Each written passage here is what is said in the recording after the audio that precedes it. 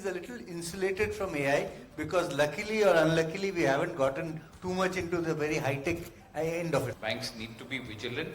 I think it's about educating the customer. It's about having internal systems that would sort of ensure you are on top of the game as far as beating the hackers is concerned. So basically, you use AI to kill AI. So that's loha lohe ko katta. So basically, that's what you need to do, and you have to be ahead of the game. I mean, you can't be reactive.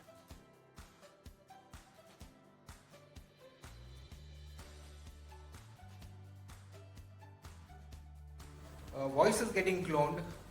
How can industry stakeholders collaborate to address the challenges posed by deepfakes and other AI-driven security risk in payments and banking in general?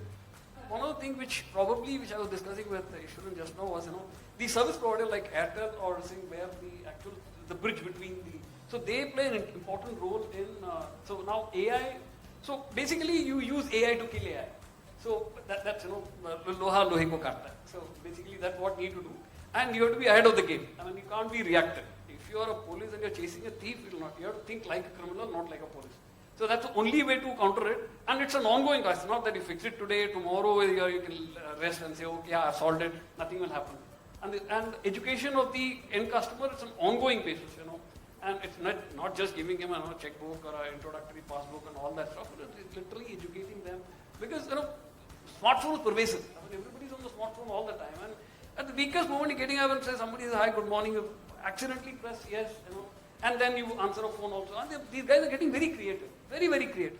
So I would take a slightly contrarian view on this. AI is obviously the buzzword of the moment, and everywhere you see you're talking about artificial intelligence. But I think our banking industry is a little insulated from AI because luckily or unluckily we haven't gotten too much into the very high-tech end of it. For example, what I mean by that is we don't use voice recognition to authenticate our customer, right? Stuff like that. So very early on, I remember a decade back, we tried it, and then we felt that it is something that can very easily be copied, and that was wrong. So that is just an example. But even otherwise, if you look at all the stuff that is happening in AI today, it really, our banking systems, the authentication is insulated from that, and I don't think we need to worry, at least in the near foreseeable future, too much about AI as far as the banking systems. Just to add to your statement, I am a customer of a particular bank where recognition was voice-based till 6 months back. And 6 months back, they've withdrawn it now. In India? Yes. Oh, wow. So, I don't know for what reason, but they've come to a different level of authentication. Because most of the time, I'm actually logging in from my laptop, but the authentication I have to do from my phone now. So I can't log in directly. There's a password generated on the mobile phone, which then I have to OTP from the phone to the internet login. So the voice is gone now. So I don't know why, but it could be one of the reasons. But it was there 6 months back.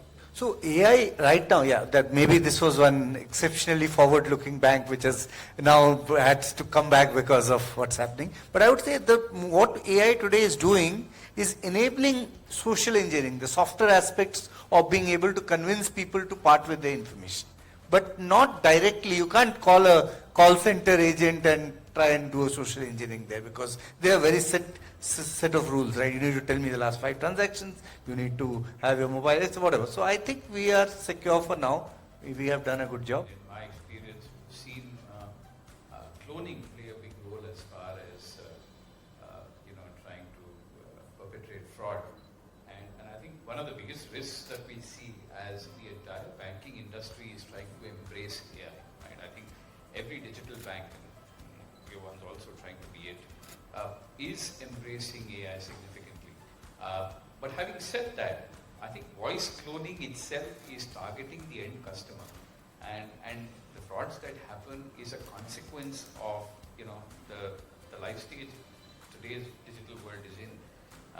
We can't undermine the risk that voice cloning does because, you were mentioning about the episode that happened in Hong Kong. It was $240 million, right? That was significant. But here, imagine somebody calling you and saying, look, your near and dear has been hospitalized and you need to just send this so that we can get the hospital admission done. This is a reality. I'm not quoting something out of fiction. These things do happen and you do tend to sort of, succumb to that very moment. So I think it's here, and I wouldn't sort of, the enormity or probably the scale of which has not increased significantly. But having said that, I would still think that banks need to be vigilant. I think it's about educating the customer. It's about having internal systems that would sort of ensure you are on top of the game as far as beating the hackers is concerned, so to say. So it's going to be a constant watch, in my view, and a constant way to try and sort of outbeat the hackers who sort of engage in that. So if I have to probably mention something beyond social engineering is video KYC. You could have a clone video. Or you could have a humanoid. I mean, see, a video KYC today just tries to see that that particular individual is there, and you try to say nobody else is around. Typical agent asks those questions, are you alone? Nobody else in the background. But imagine a humanoid actually doing that. And it's not far away, right? We're talking about humanoids coming to the fore, so that's not far away. Well, then one of the things which generally the forums and banks should do is share information. I mean, if you think, something happens to my bank and I should not let it out because I get a bad name or reputation risk and all that, then then the kind of fraud gets perpetrated again. So if you you should actually share it in a forum where, bank, it's educating other banks and other fellow bankers that, this is the thing, this is the steps that we took and probably what we need to do. And I'm part of a WhatsApp group where we do that, but it should be a wider audience to do that. Definitely. I think cooperation is the need of the hour. And Yes. either driven by ourselves or by the regulator. It has to happen. As Gen AI increasingly shapes banking, how do you see accountability being defined and assigned when AI-driven decision results in errors or biases? Will banks take responsibility for AI system mistakes or shift liability? So there is this case, I think in Wells Fargo, where it was sued for a class action suit, saying that the credit decisions were biased against blacks and Hispanics. I don't know what happened of that case, but there is various responsibilities. There is somebody who's owning the system, that's a bank, somebody who's developing the system, and the data on which it is trained comes from somewhere else. So, how do you think this question can be addressed? How the accountability can be fixed? One of the things is the best example is when you buy a car. So when you buy a car, if the accident happens and the car tries to say this is because of the steering wheel nut which was supplied by a supplier or the car tire was supplied by some other vendor, you can't just absolve your responsibility. End of the day, that particular technology was introduced by the bank, so they have to own it. The agreement that they have with the vendors who develop those kind of software or solutions or hardware, that is the back-to-back thing. But at the end of the day, the buck stops with the bank. They have to own it up, and you need to tighten all the loopholes, educating customers, educating vendors, having agreements and all that. It's a way of life now. You can't do it. While if I would say AI today is not the AGI, which is the artificial general intelligence. It is hyper automation. It's basically not logic based. It's just information that is available. Branded well. Yeah, and if you go to that AGI, then become more difficult.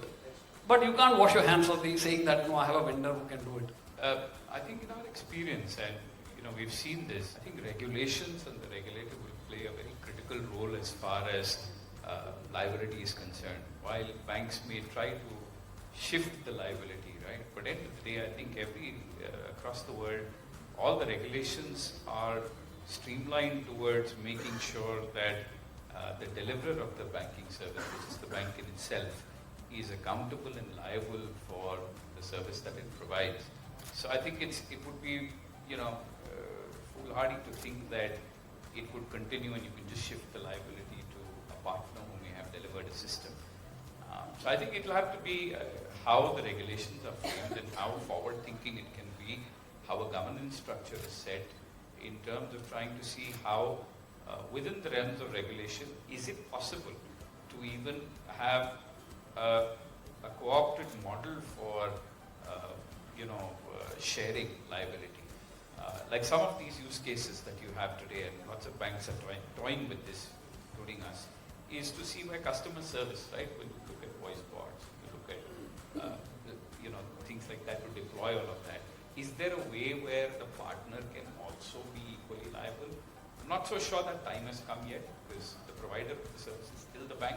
But perhaps forward-looking can be how, between the regulator concerned, between the bank and the partner, how do you build a sort of model where liabilities, agreements, and the framework is sort of set accordingly. I think here the precedent has been set in the last 50, 60 years because IT and banking have been close partners together, and while AI might look like the latest toy which is very high end, but at every stage, whether when the ATM came or when phone banking came, each of this required a lot of partnerships, and something as simple as an SMS based OTP, I mean that's really relying on a whole bunch of people to generate that random code and then send it across. Banks have always been responsible, and I think they'll continue to remain responsible. I don't think any regulator worth his salt will ever allow any sharing of liability. As you said, you can do a back-to-back agreement on how then that liability, that whatever liability comes to the bank is then split between the partners, but it will remain the responsibility of the bank. And I think the bank should not want to take it away because they are the ones who own the relationship, and therefore any flip side liabilities related. Definitely, I think in addition to being in the business of money, banks are in the business of trust. So I think there is no escape there.